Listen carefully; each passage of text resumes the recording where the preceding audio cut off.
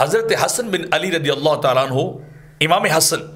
آپ راوی ہیں کہ اللہ کے نبی نے ارشاد فرمایا الزم مودتنا اہل البیت،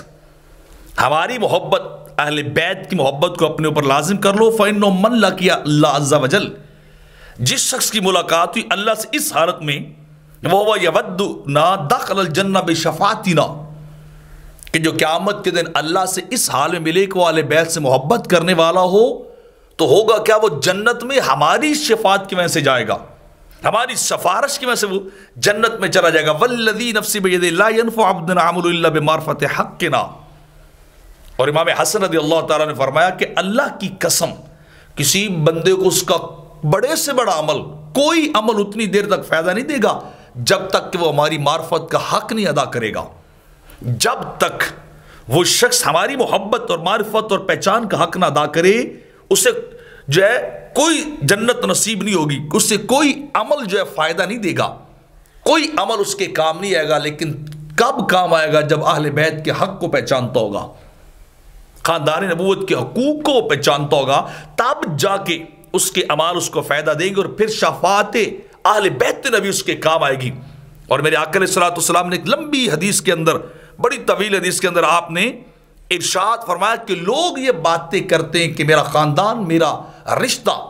میرے اہل بیت کیا ہے، وہ کوئی فائدہ نہیں دیں گے۔ ما بال اقوام یزعمون ان رحمی لا تنفع لیسا کما زعموا،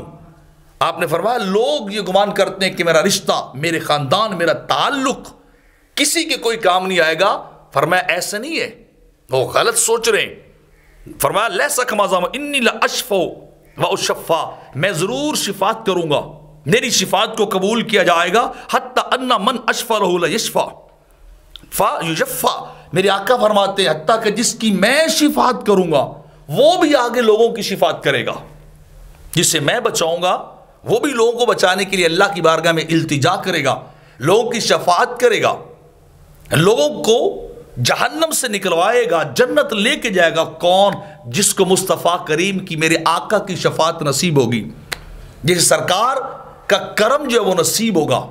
وہ بھی آگے شفاعت کرے گا۔ اور میرا آقا فرماتے حتی ان ابلیس لا یتطاول طمعا فی الشفاعت، جب میری شفاعت کو ابلیس دیکھے گا تو گردن لمبی لمبی کر کے وہ بھی آرزو کرے گا کہ کاش آج مجھے بھی شفاعت مصطفیٰ نصیب ہو جائے، مجھے بھی آقا بخشوا کے جنت کی طرف لے جائیں۔ تو فرمایا کہ میرا رشتہ، میرے خاندان والے، میرا تعلق، میرے اہل بیت قیامت کے دن شفاعت کریں گے اور امت کو بخشوا کے جنت لے جائیں گے۔